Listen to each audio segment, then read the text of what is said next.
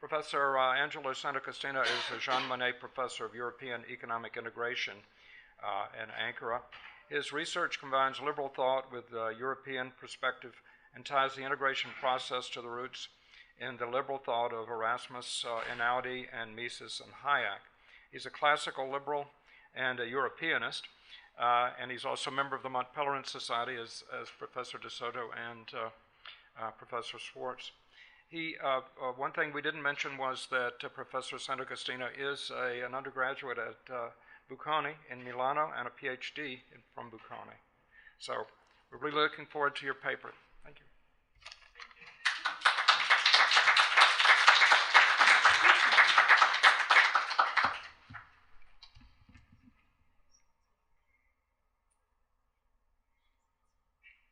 Let me start my chronometer in order to.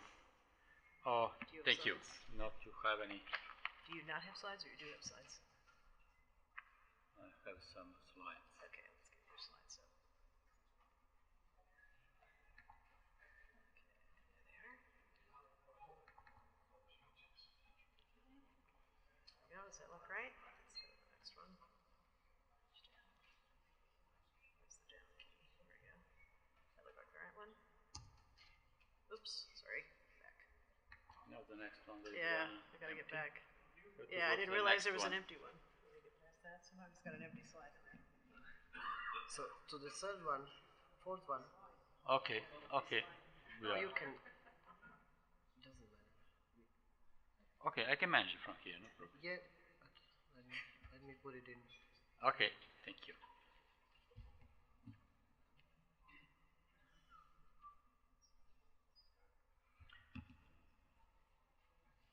Good afternoon, considering that it's already 1 o'clock. Thank you very much, first of all, Mrs. Virgo, for inviting me. Thank you, Gordon, for... sorry. Yes. Thank you, Gordon, for inviting me to this panel. My paper is concerned with Luigi Einaudi, with his view on EU competencies, on the fiscal policy. And through these 2 points, I will deal finally with what I labeled, I defined as the missing Maastricht criteria. So first of all, to consideration, a short presentation, better, of Luigi Einaudi, because Einaudi, in spite of being our Italian main liberal thinker, and one of the main Italian economists and main Italian politicians, I remember here that he was the first elected president, elected by the parliament of Italy. His thought is not so widely known. Besides being a liberal economist, Luigi Einaudi was, as a liberal economist, Luigi Einaudi was a great federalist, and he designed, he projected the European Federation. In 2 pivotal works he wrote between 43 and 44. So he should be considered as one of the father of Europe. However, for things I cannot remind here, he is not generally considered as one of the maker of Europe. Actually, he was one of the engineering of Europe, one of those who, or better, the only who projected Europe. So first of all, I will deal very briefly with his general idea of, which was not so general, but the European Federation and the competencies that should be attributed to the European Federation. And then I will go into his suggestion or ideas and principles concerning fiscal policy and through these points I will reach the final point of the missing Maastricht criteria. So what kind of federation, European federation, Einaudi wanted? Very small, very light federation, what is today referred as a light federation. Here in this slide you find the competences that he wanted to attribute to the European Federation. Single market, internal migration, monetary union, and so on.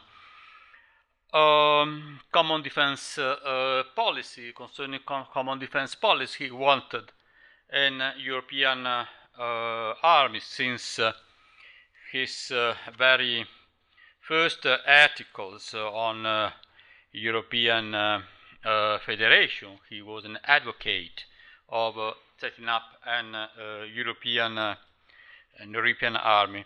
However, he warned that the federation should be small in size, not oversized as the today's European Union. This not to give the ground to the enemies of federalism, saying that a supranational state was under construction, and then transforming the European Federation into a centralized state. So he warned about the need to maintain, reduce at the minimum what's strictly necessary. And because his idea was that in a federated Europe, national culture, he feared that in a federated Europe, national culture would disappear. So he warned about the need to maintain certain competences, among these, of course, culture and education at national level, and not to pass them to the supranational level. So this as far as the competences of the European Union is concerned. So as a final remark, should be today's European Union wider than the one designed by Einaudi? My answer is no. What he saw as competences 70 years ago, because this year is the 70th anniversary of the publication of his work on the economic problem of the European Federation, which was published in 1944 during his exile in Switzerland. So there's no need to go much more beyond probably some competences concerning environment, but essentially the Europe in terms of competences designed by Einaudi still hold true. However, today we have an oversized Europe in terms of competences and also in terms of budget. I just remind that at least 50-55% of the budget of the European Union, around 140 billion yearly today, is spent in subsidies. Then we complain why European Union cannot do nothing for growth, but subsidy cannot promote growth, as until we will not able to spend better this money, lack of growth will continue to be present in Europe.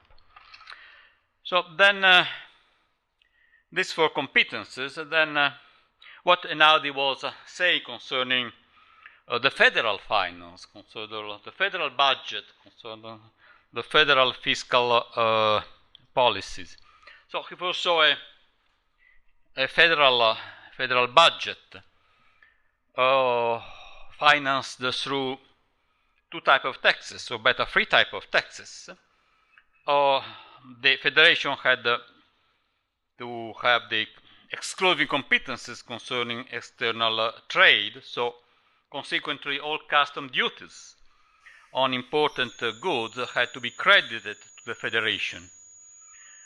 This is what is happening today also, the so-called own competencies. And then, as a logical inference, he added all excise duties must be a credit to the federation. Why import duties? Because he said import duties and excise duties so are Siamese brothers. Where the first are, the second appear. So today excise are no more excise and excise duties, and import duties are no more Siamese brother. The second, these excise duties have grown so much, and now these taxes represent also almost 9% of GDP. So it's not possible to think to transfer excise duties to the federal budget because this will induce a crisis, a fiscal crisis in member states. But however, on a repartition, it could be done. Why? Einaudi saw that the creation of a federal finance should first of all finance the spending for setting up a European common army. Well, today we do not have an European army. Today we have 28 independent defense systems, quite inefficient, not communicating among themselves, quite costly. The setting up or gradual setting up of a European common army could allow member states to save money and to have a better and more efficient army. But this, as far as competences is concerned, then I come to the public budget, to the equilibrium. The principle of equilibrium of public budget is present also in the federal budget. He say that expenditure should be compensated by duties, by excise, and also by a part of income revenue, income tax. So this principle is present in his conception of the federal budget. But the principle of, concerning the principle of budget equilibrium, I here want to remind that Einaudi was a member of the Constituent Assembly who prepared the Italian Constitution. The Italian Constitution, thanks to Einaudi, although his principle was watered down, but the Italian Constitution was one of the first in the world, I think, probably just the Austrian one in the 30s, to embed the principle of balanced budget. The famous, and now overcome because there is a new edition of it, the Article 81 of the Italian Constitution embedded in a certain sense this principle of a balanced budget. And well, I don't go now into so many details that I have just 6 minutes, but in my paper you will find more insight into this point. And until Einaudi was a president after the enforcement of the Constitution, Einaudi was the president of Italy until 1955. And in his year of presidency, he interpreted this Article 81 as implying the balanced budget. So, this to tell that sometimes Italian finance are referred to as, or Italians government are referred to as being to inclined to spend money. Actually, Italy, thanks to Einaudi, was one of the first countries to embed the principle of balanced budget into the constitution. The fact that after Einaudi, this principle was disregarded, and that's why we now have so many problems concerning public debt. Coming to the last point, now I go rapidly because I have just 5 minutes, so some connection will not, I skip the connection, but I come to the final point of my paper, which is the missing Maastricht criteria. Well, we know very well the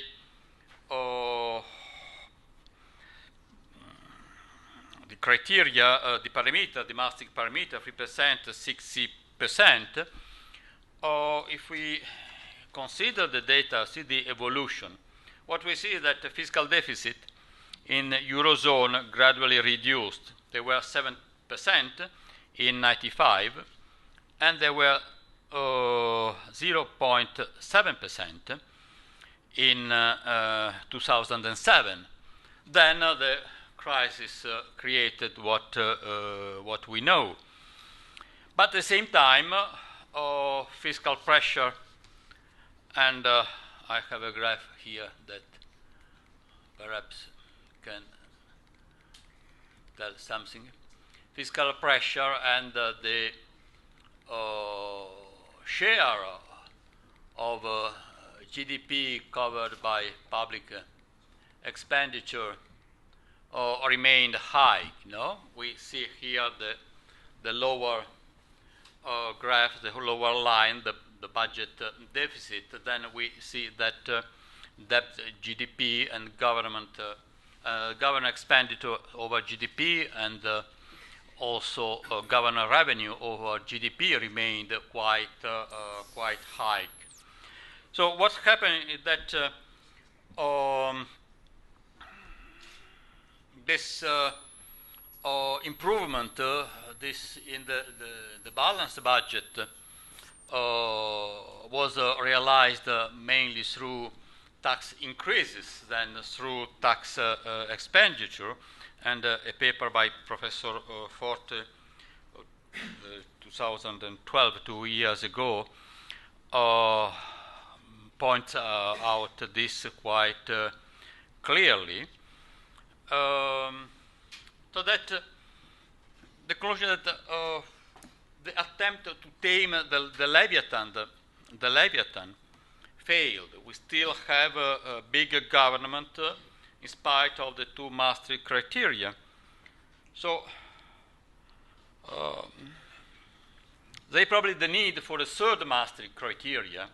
The 3rd Maastricht criteria should be that of putting a ceiling, like the 60% for debt, putting a ceiling concerning the ratio between government expenditure and GDP, or government revenue and GDP. And here I suggest 35% as an example, but we are, as you can see, we are around 45%, so it would be a great improvement. So interplay of these 3 ceilings would have as an effect the diminution of the government size, and freeing resources for more rewarding investment. So now I come to the very end, as I have just 1 minute and 38 seconds. So I go back to Einaudi. Einaudi wrote his first article on Europe in 1897, and he wrote his last consideration in 1959. So he wrote on Europe over 62 years. And I want to end this presentation with his words. in 1859, Einaudi wrote his sole comment on the Treaty of Rome, a treaty which had entered into force a year earlier. And this is also his last thought on Europe. No? And this is what he wrote.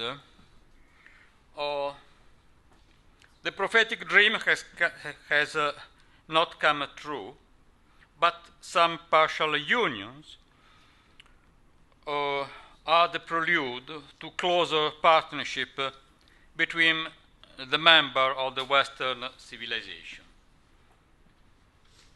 Hopes on the United States of Europe vanished. And these hopes which vanished in those years have yet to materialize. So my conclusion is that now these ideas are always the best way for the prophetic dream to become a reality. Thank you. With the 3 seconds.